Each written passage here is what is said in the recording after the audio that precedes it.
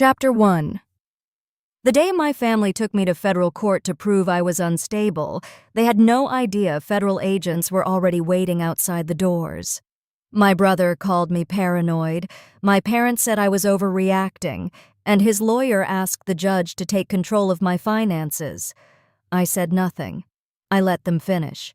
Because while they were trying to prove I had lost my mind, I was holding a sealed federal warrant for wire fraud and conspiracy tied to my own brother's company. My name is Dr. Caroline Bennett. I spent 13 years protecting national systems from collapse. I know how patterns work, and this time the pattern led straight back to my family. The first thing I noticed in that courtroom was how confidently my brother said my name. Not my sister. Not Caroline. Not even Carol. He said Dr. Caroline Bennett like it was a diagnosis instead of an identity. We were in the federal courthouse in Greensboro, North Carolina in June of 2024. The air conditioning was too cold, the kind that makes everything feel clinical. My palms were steady on the table in front of me. I had practiced that. Steady hands. My brother Travis Bennett sat at the opposite table beside his attorney. Travis was 43 clean cut, wearing the same Navy suit he wore to every family event where he needed to look responsible. Behind him in the second row, my parents sat shoulder to shoulder. My father was 71, my mother 67. They did not look at me. I am 48 years old. My name is Dr. Caroline Bennett. I worked as Director of Systems Security for a private contractor that supported federal infrastructure from 2011 until September of 2023. 13 years of incident reports, breach mitigation, and being the calmest person in the room when everyone else was panicking. Apparently, that made me unstable. Your Honor, my brother's attorney said we are asking the court to appoint temporary financial guardianship due to documented concerns regarding Dr. Bennett's recent behavior following her abrupt resignation from a high-stress position. Documented concerns. He slid a thin stack of papers toward the judge. The concern, he continued, is that Dr. Bennett has demonstrated obsessive and paranoid financial behavior toward her elderly parents, particularly regarding the refinancing of their home in March of 2022. There it was. The house. My parents bought that house in Charlotte in 2004, a 2-story brick colonial with a maple tree in the front yard that my father insisted on planting himself. In March of 2022, they refinanced it for $310,000. Travis handled the paperwork. Travis always handled the paperwork. We believe Dr. Bennett's fixation on this refinance has escalated into harassment and erratic accusations, the attorney said. Erratic accusations. He did not look at me when he said it. He did not have to. Your Honor, Travis added softly, we just want to make sure Mom and Dad are protected. Caroline has not been the same since she left her job last fall. That was almost impressive. The way he made concern sound like generosity. The judge, a woman in her early 60s with sharp glasses and sharper eyes, looked over at me. Dr. Bennett, would you like to respond at this time? I could feel the courtroom waiting. My parents' silence felt heavier than any accusation. No, Your Honor, I said. I would prefer to let counsel finish. My voice did not shake. That mattered to me more than it should have. As the attorney continued, I let my gaze drift past Travis to the back row. My mother's hands were folded tightly in her lap. My father stared straight ahead, like this was a board meeting he had to endure. Strong daughters do not get protected. They get used. I learned that a long time ago. In 2016, Travis launched a tech startup with 2 friends from business school. It burned through investor money in 18 months. When it collapsed, my parents quietly pulled from their retirement savings to help him cover personal guarantees. They told me after the fact. He just needs time, my mother had said. He is under so much pressure. By then, I had already paid off my doctoral loans from 2005 to 2010 without asking anyone for help. I had been working full-time in cybersecurity since 2011, moving up until I became director in 2018. Long nights, on-call weekends, being the one people called when systems went dark. No one ever described that as pressure. It was just what I was expected to handle. In September of 2023, I stepped down. Not because I broke, because I chose to. After 13 years, I wanted to breathe. I had enough savings. I had options. I did not think I needed to explain that to anyone. Apparently, I was wrong. The attorney began listing what he called examples of my instability.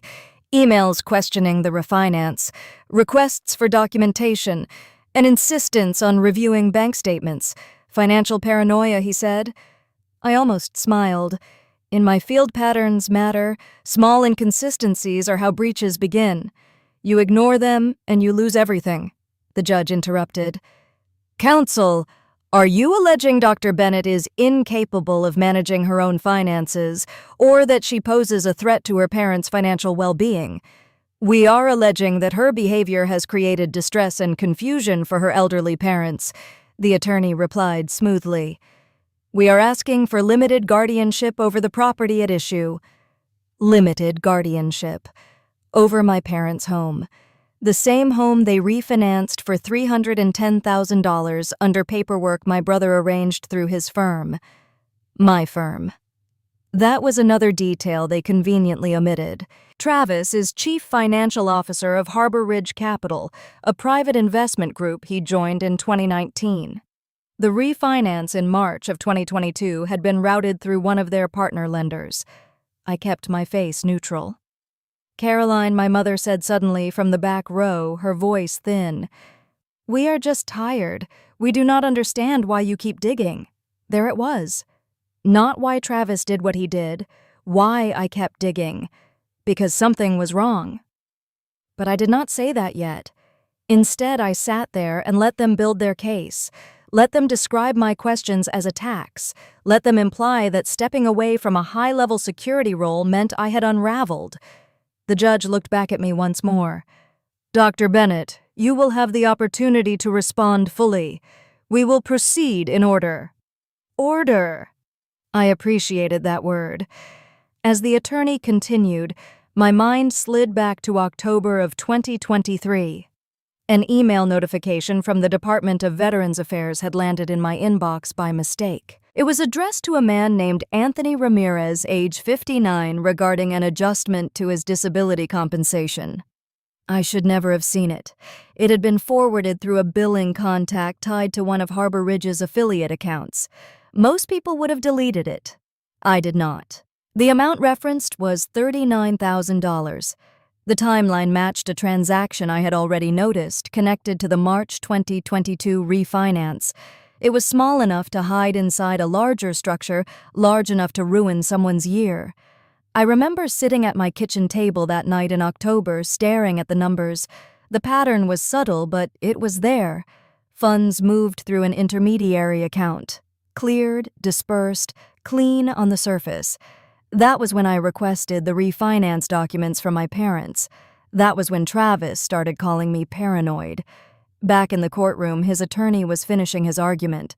We are asking this court to step in before Dr. Bennett's increasingly erratic conduct causes irreversible harm. Irreversible harm. I looked at my brother. He met my eyes for half a second and then looked away. The judge closed the file in front of her. We will take a brief recess before hearing from Dr. Bennett's counsel. Chairs scraped softly against the floor. People stood. Conversations started in low voices. I stayed seated. I did not react because I did not need to. Everything they had just said was built on the assumption that I had started asking questions out of nowhere. I had not. I started collecting documents in October of 2023. I logged transactions. I traced affiliations. I reached out quietly to someone I trusted in federal prosecution. I did not accuse. I documented. If they believed this was about me spiraling after leaving my job, they had underestimated both my discipline and my patience. The courtroom doors opened again as people filtered back in. I folded my hands neatly on the table. I was not going to interrupt them. I was going to let them finish. And then I was going to show them what I had been building. Chapter 2. It had started months earlier, long before that courtroom ever felt cold. In October of 2023, I called the only person I trusted to look at numbers without flinching. Her name is Laura McKinley. She is 50, sharp, methodical, a forensic accountant who has testified in federal fraud cases across 3 states. We met years ago on a data breach response team. She likes clean spreadsheets and hates sloppy lies. I think something is off, I told her over coffee in Raleigh. Something is always off, she said calmly. The question is whether it is incompetence or intent. I slid a folder across the table.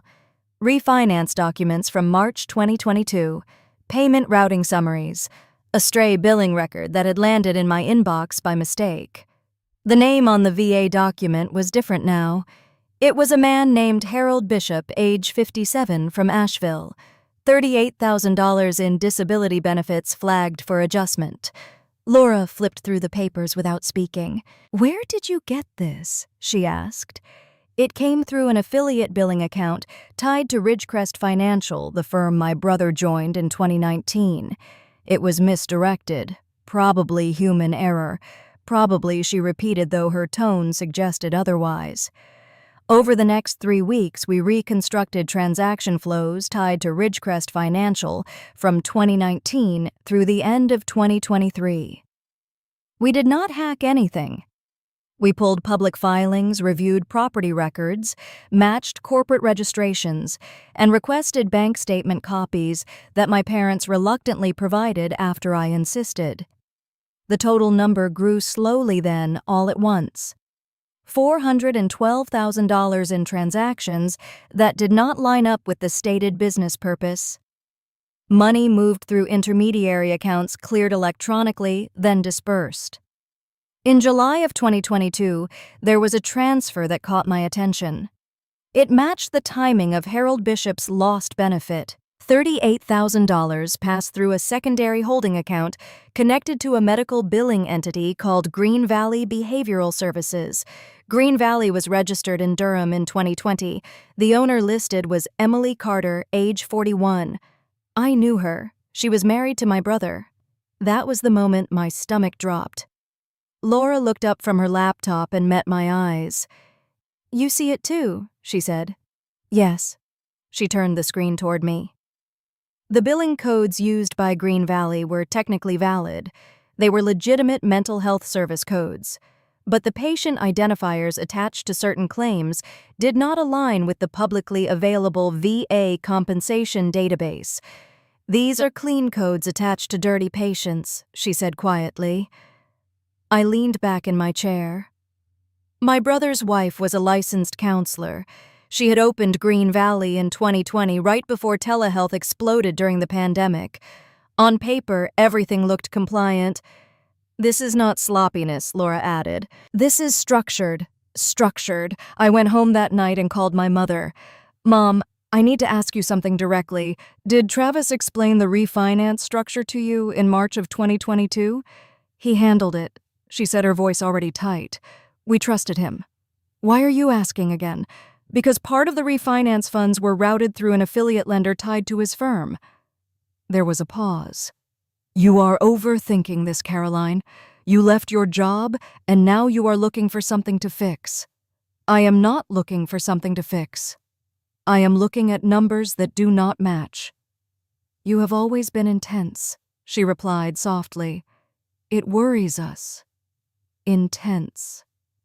That word again." By November of 2023, Travis had started making his own calls. Mutual friends began asking if I was doing okay. One of them mentioned he had heard I was struggling after burnout. I called Travis directly. "What are you telling people?" I asked. He sighed like I was exhausting him. "I am telling them you are under a lot of stress. You stepped down from a high-pressure job. You have been sending emails about imaginary fraud." "Imaginary.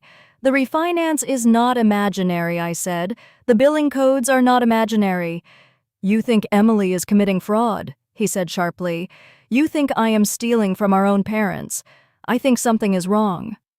I am trying to understand it. Or maybe you cannot handle not being in charge anymore, he snapped. Maybe this is what happens when you are not running some crisis team. There it was. Not the accusation. The framing. When a woman raises a question, it becomes a symptom. By December, a local business blog in Greensboro ran a short piece about Ridgecrest Financial expanding its healthcare investment portfolio. The comments section included a line that made my skin crawl. Some former executive who burned out is now harassing family-owned businesses with conspiracy theories. Former executive. Burned out. Harassing. Reputation is a weapon when you know how to aim it. Laura and I met again in January of 2024.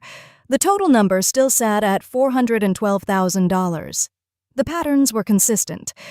Electronic transfers, layered accounts, clean coding on the surface.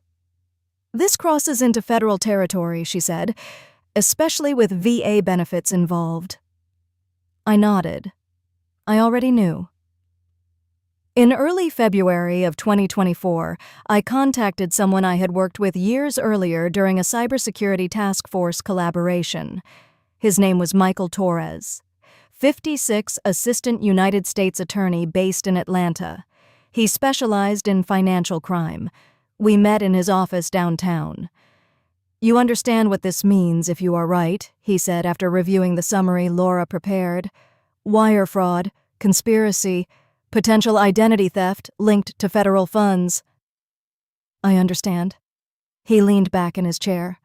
Wire fraud is simple in definition and complex in proof. Use of electronic communications to execute a scheme to defraud.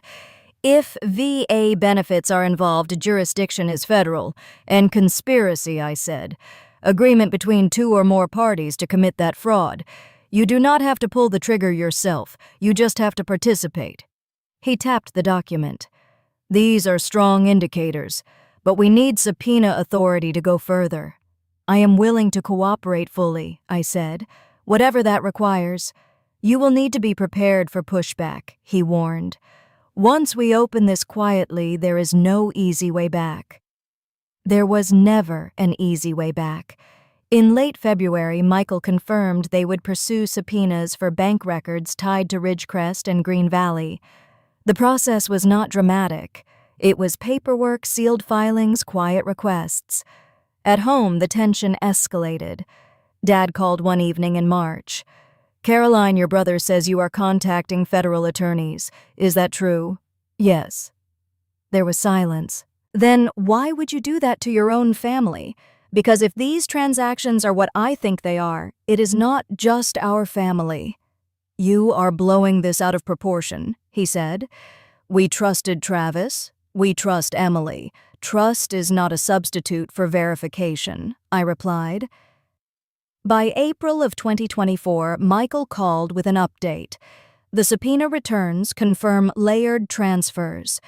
Funds from VA benefit adjustments are commingled through accounts tied to Green Valley before being redistributed.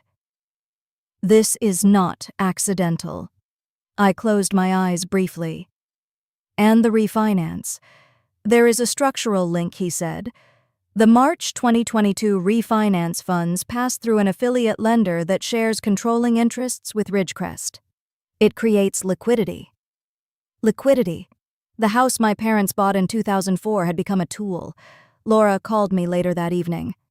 I'm sorry, she said. I know you hoped this would turn out to be messy bookkeeping. I did. But messy bookkeeping does not repeat across 4 years with consistent electronic routing. By early May of 2024, Michael asked me to come in again. We have enough to open a sealed investigation, he said. That means a federal warrant can be authorized quietly. We will not execute anything immediately. We will coordinate timing carefully. I understood what that meant. Timing would matter.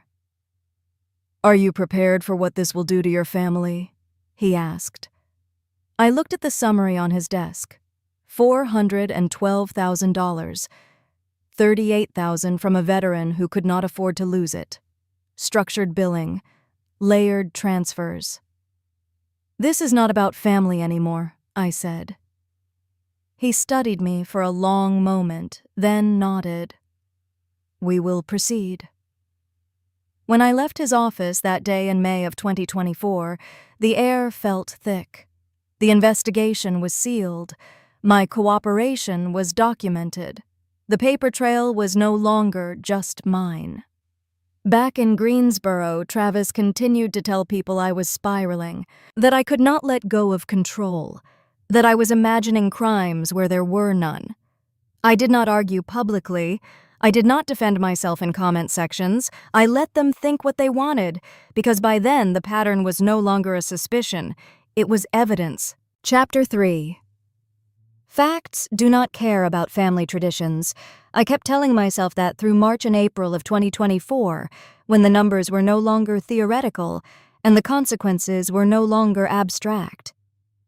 By then, the investigation had moved beyond spreadsheets and quiet subpoenas.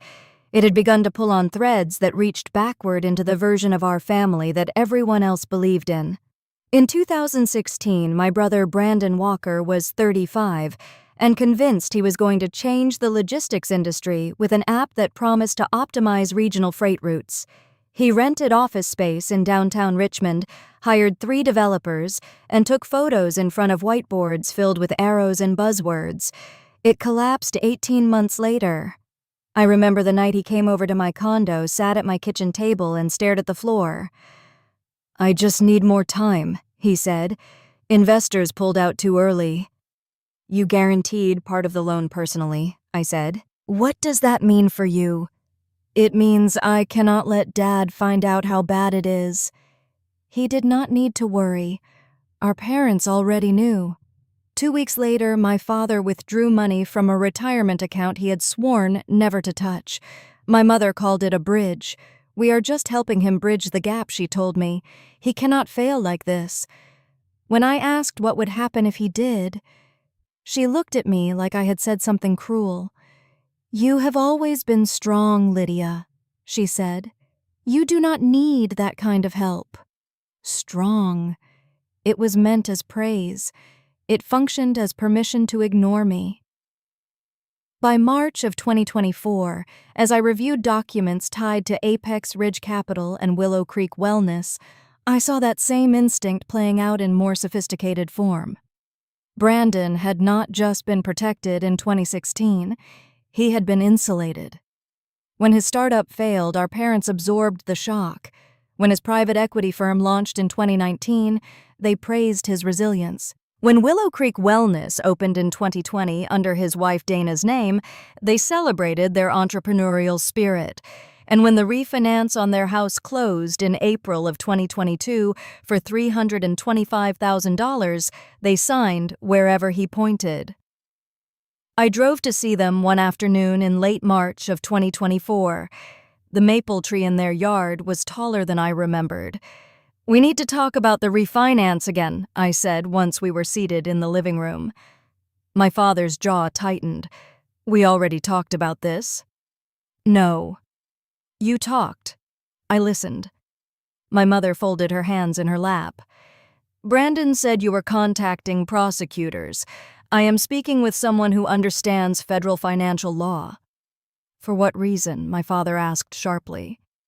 "Because part of that refinance structure passed through an affiliate lender connected to Apex Ridge." Silence. "You are implying your brother stole from us," my mother said. "I am saying the structure creates liquidity for transactions that do not align with stated business activity." My father shook his head. "This is what happens when you spend too many years in crisis mode. You see threats everywhere." There it was again. Not what he did, what I saw. Fear of invisibility does not announce itself loudly. It shows up as a slow erosion. You become the reliable one, the one who does not need defending, the one who will understand. In early April of 2024, Michael Torres called me. "There is someone I think you should meet," he said. We met at a quiet diner outside Raleigh.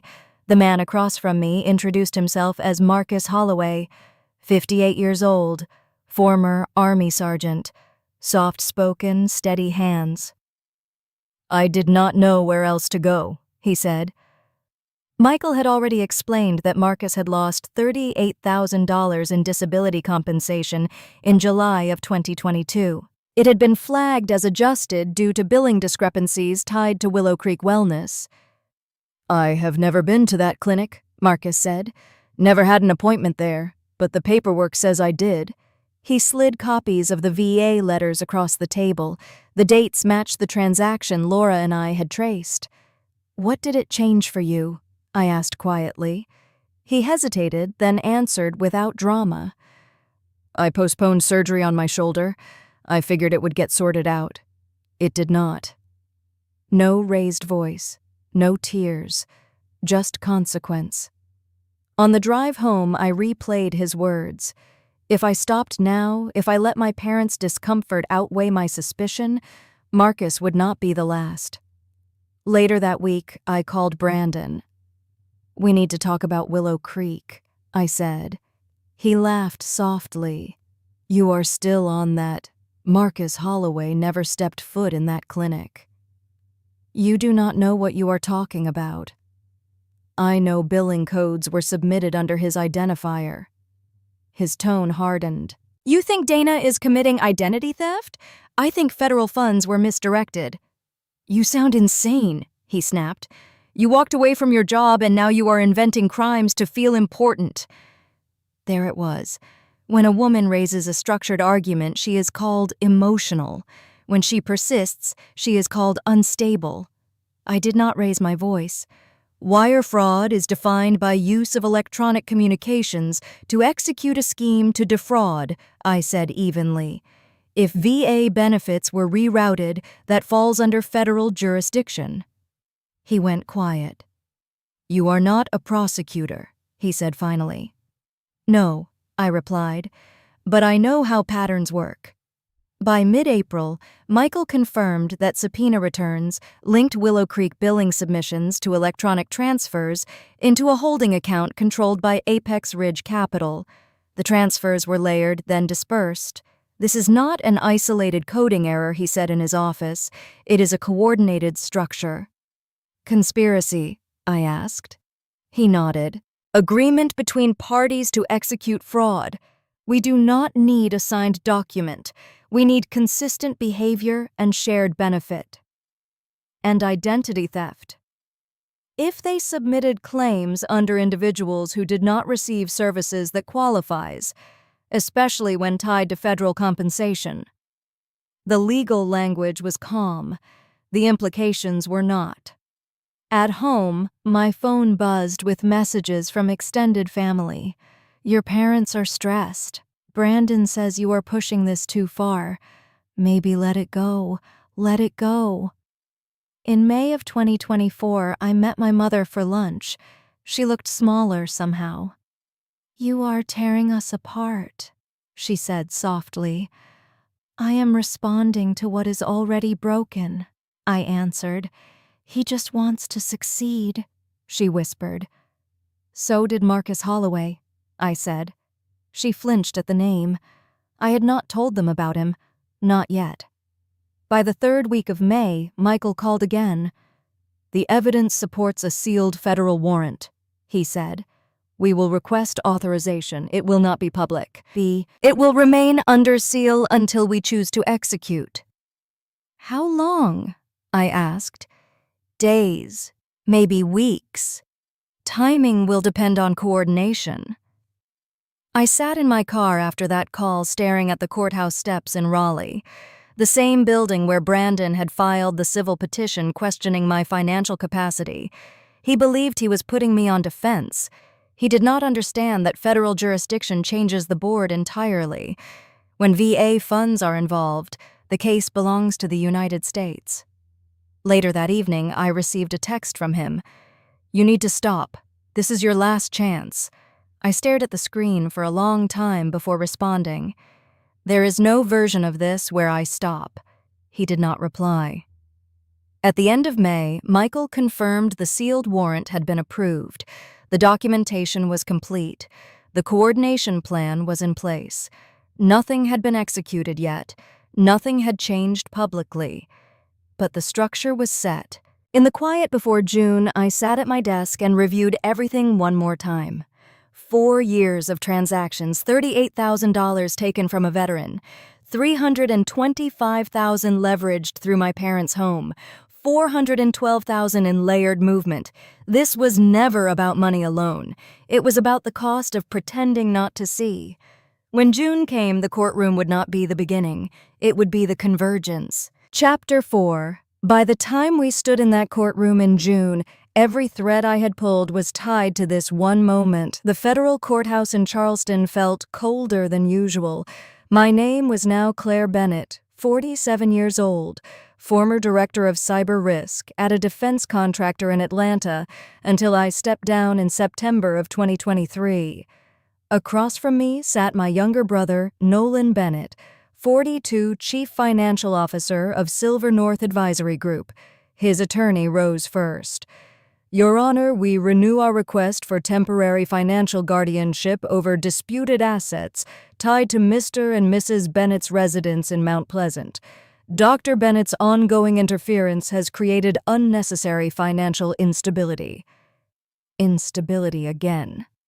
It was their favorite word. He continued without pause. We ask the court to consider temporary monitoring of Dr. Bennett's accounts as well to prevent further escalation while these accusations are evaluated. I felt my parents behind Nolan. My father was 74, my mother 71. They had aged in the last 6 months. The judge, a tall man with a patient voice, leaned forward. Counsel, are you asserting that Dr. Bennett poses immediate risk to her parents' finances? We are asserting that her behavior since leaving her position last fall has been erratic and damaging. She has contacted federal authorities without cause. Without cause. The judge looked toward me. Dr. Bennett, do you wish to respond before I consider temporary oversight? My pulse slowed instead of quickened. No, Your Honor. I would like counsel to finish. Nolan shifted in his seat. He had expected me to interrupt, to argue, to show emotion, let them feel safe. Silence is power when you are certain. His attorney pressed on. Dr. Bennett has alleged fraud related to the March 2022 refinance of her parents' home and to operations at Blue Harbor Wellness. These claims have caused distress and reputational harm. The judge nodded slowly. Given the level of conflict, I am inclined to consider a temporary order for account supervision until these allegations are clarified. There it was, a legal step that would publicly label me unstable. I stood. Your Honor, may I address the court now? He gestured for me to proceed. I removed a single document from my folder and handed it to the clerk. I am submitting confirmation of a sealed federal warrant issued by the United States District Court for the Northern District of Georgia. It authorizes investigation into wire fraud and conspiracy involving Silver North Advisory Group and Blue Harbor Wellness. The judge began to read. The courtroom quieted to a level that felt almost fragile. What is the nature of this warrant? He asked. It relates to the misappropriation of federal veterans' benefits and electronic transfer schemes spanning from 2019 to 2023. Nolan's attorney stood abruptly. Your Honor, we have received no notice of any criminal matter. It was sealed, I said evenly. At that moment, the courtroom doors opened. 2 federal agents entered, followed by Assistant United States Attorney Daniel Reeves.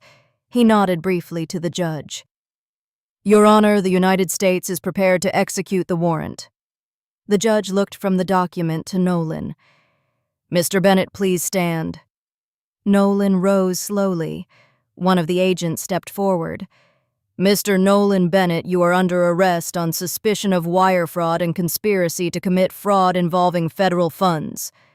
The words landed in the room like a weight. Nolan stared at me. What did you do? he demanded. I documented what you did, I replied. The agent continued. You have the right to remain silent. Anything you say can and will be used against you in a court of law. You have the right to an attorney.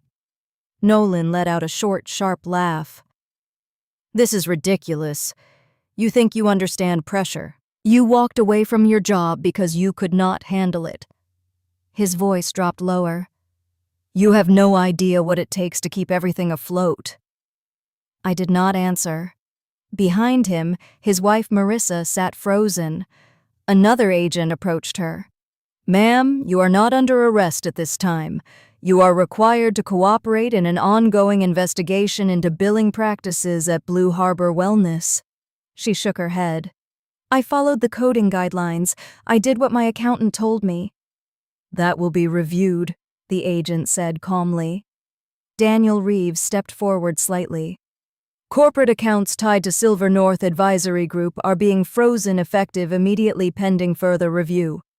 My father stood halfway from his seat. This cannot be happening, he said, his voice thin.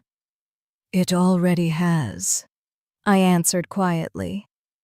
My mother's eyes filled with tears. She looked at Nolan, not at me. Please say something, she whispered to him. Nolan turned toward me one last time before the agents guided him away. You could have handled this inside the family, he said. There was nothing internal about federal funds, I replied. The agent secured his wrists. The metallic sound was sharp in the silence. As they walked him toward the exit, the judge spoke.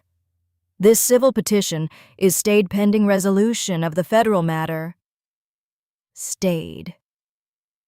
The word echoed more softly than the handcuffs had. The courtroom began to empty in slow, uncertain motion. Nolan's attorney gathered his papers with trembling hands. Marissa remained seated, staring at the table as if the wood grain might rearrange into something she recognized. Daniel Reeves approached me briefly. This is only the beginning of the criminal process, he said quietly. I understand. You may receive contact from counsel representing Mr. Bennett. I expected that. He nodded once and moved away. I finally turned to look at my parents. My father would not meet my eyes. My mother looked at me for a moment, confusion and grief tangled together. Why? She asked softly. Because someone else already paid the price, I said. She closed her eyes. When the last of the observers filed out, the room felt hollow.